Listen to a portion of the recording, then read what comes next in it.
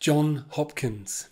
Tipped as a rising star, he was plucked out of the US as a youngster and dropped into the World Championship on a 500 V4 two-stroke for Red Bull Yamaha.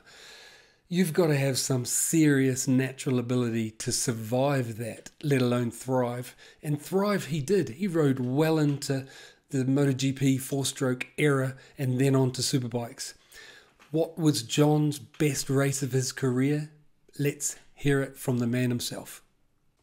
Hello everybody, John Hopkins here, former MotoGP World Superbike, British Superbike, AMA Moto America Superbike Championship racer, and probably every other form of motorcycle racing you can do out there. I'm just here at my home in Southern California, and yeah, unfortunately doing the stay-home order of COVID 2020, which I'm sure you all are doing, and hope you're all managing to stay safe and managing to not lose your minds at the moment. I know it's tough, and unfortunately, I'm here separated from my my wife and kids that are over in the UK at the moment, which is quite tough. But unfortunately, it's the safest thing right now. Just being home and trying to get through it. I know it's tough, and we've all just got to do our part. And luckily, there's things online like this, what Simon Crayfar's doing, and Motovudu, putting together former motorcycle racers' best race.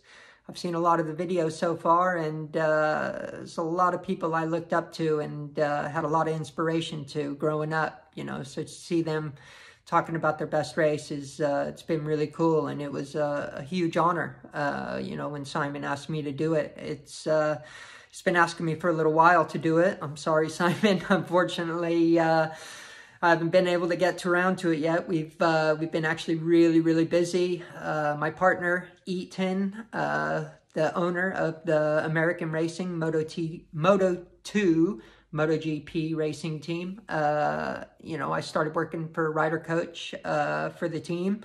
But since I've actually partnered with him at his management company, Apex Management, and we've decided to create the American Racing Academy. So it's been a busy few weeks, you know, even with the stay-home order. We've had to arrange a lot of meetings online and over the phone, but it's been really good, busy, but yeah, everything's looking really good, and we're really excited about it. But yeah, we're here to talk about my best race. There's a lot of races, obviously, when you've raced as long as I have, but a lot of good ones, and, you know, especially from my very first race, you know, being 4 or 5 years old, racing at the then Ascot motocross track in Los Angeles. That was just my very first race at, you know, 4 years old. That was a huge, you know, thing for me, because that's what started it all. But I would have to say, I mean, there's two I would have to say. Obviously, my best ever finish and result, which was Brno in 2007. It was a race where I literally got absolutely everything I could out of the bike and out of myself. And unfortunately, we didn't have anything for Casey Stoner, who was absolutely on fire that day, but that entire weekend, you know. But he rode well, but, you know, with the Suzuki and, you know, being slightly a little bit down on power to the Ducati that season, we gave it everything we had, and I was just in a zone that entire race, you know, from start to finish. You know, I was losing the front, I was losing the rear in places, but, you know, it's just, I was in that zone that, you know, only motorcycle racers can describe the feeling. You know, it's just, you know, everything. You can be on the absolute limit the entire time, but nothing phases you, and you just, you know, you ride through it, and you're just that flow and that rhythm that you have and that focus. It's undescribable, and I definitely had it that weekend. But yeah, it's funny enough, my two best races that I'm going to speak about, I actually had to ride through quite a bit of adversity, sorry. Yeah, unfortunately, yeah, well, it's a long story, but basically we were flying in from the US over to Brno, so we had to have a layover in Stansted We laid over in Stansted, had to stay the night before flying to Brno the next day. We got in on the Tuesday, and obviously liked to have quite a bit of a drink, back in those days. So, Tuesday was my deadline leading up to the weekend. So, we went to the hotel bar on Tuesday evening, my trainer, my then girlfriend, and, we all had a good time. I obviously had far too much wine that night, and thought it would be a good idea when I got back to my hotel room that night to nair my legs. If you don't know what that is, it's hair removal cream, and it can be some pretty nasty stuff. I'm obviously a hairy guy, and I did a lot of cycling, still do a lot of cycling, but it's not good to have a lot of hair down there, especially on the road race for me, especially with all the movement you have on the bike. It ends up pulling and tearing a lot of hairs out. So it's better to be hairless down there. Anyways, I decided to nair my legs. Far too much wine. Put them on. You got to wait 20 minutes before washing it off. So I sat around, turned on the telly, sat around, thought I would just, hang out and watch some telly for 20 minutes. Ended up passing out. Nair still on my legs. Woke up the next morning with, really bad blisters and burns throughout my entire undercarriage, crotch area, and it wasn't nice. So that entire weekend in Brno, I ended up going back and forth from the Clinica Mobile the entire weekend and having to ride and patch it up, and it was not fun, but it ended up being my best ever result in MotoGP, and a pretty good weekend. But the next one would have to be my 2011 British Superbike.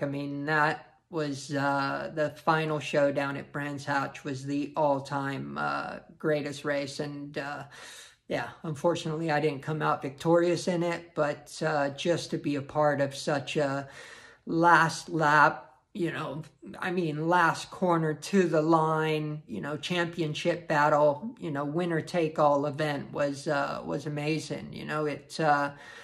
The adversity that I had to deal with that race was obviously a broken finger that I had been racing on for 2 months leading up to the championship in a space of about 6 weeks. I won't go into the full story, but I had 4 different surgeries. Every time I raced in the showdown, I was blowing it all to pieces. So I'd have to get on a plane, fly back to California, get it all bolted back together, non-stop treatment, back on a plane, into the UK, race, blow it all apart, back on a plane, and that went on for a good, 4 to 5 weeks, which led up to the Brands Hatch. So by obviously the time I got to the Brands Hatch race and all that, there had been quite a bit of infection that started to settle in, and I actually had severe staph infection because, like I said, the amount of sweat and grime and stuff inside the gloves, it was just hard to keep it clean. So, I went into it, but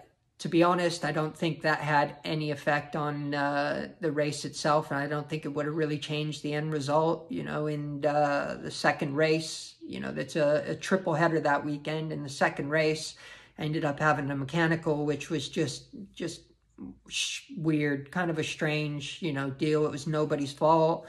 Ended up having the mechanical, and that was it. No points. I went in with, somewhat of a cushion, and had a decent championship lead going into that second race, but unfortunately that happened, and it led to the unbelievable showdown, winner take all in the third race. But just the same feeling that entire race. I was in the zone, even more so I would imagine than the race than I had in 2007. I was just seeing red, and like the entire race, my entire focus was on Tommy.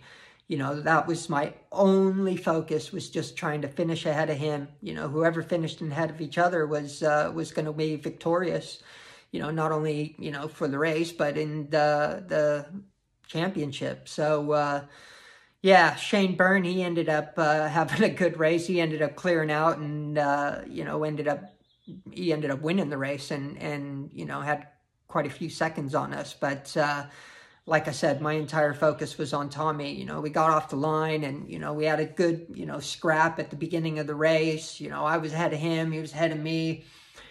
You know, I was ahead of him for a little while, and then he ended up getting around me, and then we were stuck behind James Ellison for quite a while. James was, you know, riding really well. I think he had just come back from injury, and, you know, James was, you know, riding for his ride. You know, he had to have a ride for next season. He had to have a good showing, and you know, he wasn't bothered about, you know, us racing for the championship. You know, I completely respect what he had to do. He was racing for himself. You know, he had to show that he was still competitive and, you know, show that he could put in a good performance and get himself a ride for the following season. So he was doing everything he could to obviously get his best result. So anyways, we were racing, we were scrapping, you know, coming up to around 3/4 race distance. Tommy ended up making the move on me. And then the biggest fear was for him to get around James and then be able to start clearing off. You know, it was a track that Tommy, I know, went really, really well at. It's his home track. It's a track that he's, you know, raced his entire life. I was still somewhat that I hadn't raced Brands Hatch up until that year ever. That was my first year that I had ever raced Brands Hatch, but, you know, I'd had a good you know, good feeling with the track and already known it quite well. So, yeah, anyways, he was stronger than me at that circuit by that point for sure. But, like I said, the last thing I wanted was him to clear off, get ahead of James and start making a cushion. So as soon as he got around James, you know, that was it. I did everything I could. I picked the place, got around James as fast as I could. And that was it. Me and Tommy just went after it for the next few laps. You know, he had studied me for the first entire half of the race. So that was my point, to then ride on his tail, get behind him, study him, see where I was better, see where I could make the move, see where I could make a move and possibly make it stick. It was just all study from that point, and unfortunately, it blew it all out of the water coming into that last lap. I'm sorry. We came into that last lap. I was still behind him. I was seeing red, like I said. I knew there was a place where I was really, really stronger than him, but it didn't even matter. Like, I wanted to pass him wherever I could, any place I could, and get around him. Anyways, we got into a scrap. I ended up getting around him finally in the place. I set him up for the pass, got up the inside of him, passed him.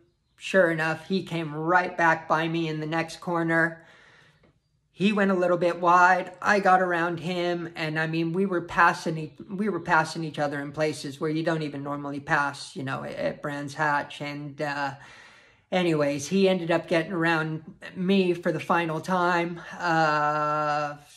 Yeah, so we were going into the last corner, and I went into it as hard as I could. I knew I could be a little bit stronger on the brakes than him, but I ended up outbraking myself a little bit too much, and I ended up being quite light on the brakes, a little bit lighter than what I should have, because he was obviously taking a defensive line. So I was in, you know, really dirty, non-used part of the track. So the last thing I wanted to do was lose the front. So I ended up not braking really as hard as what I would have done had I been on the race line. But I thought I could still brake and still manage to get it onto the race line. Anyways, unfortunately, I ran it a little bit wide. Tommy ducked right back up underneath me, and I just literally got as far under the bubble as I could. I probably almost broke the throttle housing. I was so hard on the throttle coming up to that finish line, and I thought I could just outpower him and, you know, use the draft and duck back by him by the time we got to the finish line. But yeah, unfortunately, it was 600ths or thousandths of a second, half a wheel length at that speed, and oh, I was devastated. I mean, I was so emotional. You know, I I struggled. I actually went back to my motorhome, and right after getting off of the bike, before the podium celebrations, I had to gather myself. I was, that much of a wreck, and that pissed off. I was, I wanted to win it so bad, but Tommy deserved it, and it took me a while. It took me quite a while to really understand, what actually happened and how good of a race that was. I look back at it now and realize, that was one of the best races I've ever had. So, and just to be a part of such an amazing race was a career highlight. And yeah, I wasn't victorious, but still a great race. So anyways, that's my take on it. So yeah, just wanted to share it with you guys, and it was a huge honor for Simon to ask me to do this, and I've seen some great stuff and some great videos on it so far. So just wanted to share my experience. I hope you're all managing to stay safe. Hope you're doing well, Simon, and look forward to catching up with you soon, and hopefully we'll see you at the racetrack. All right, buddy. Take care, guys.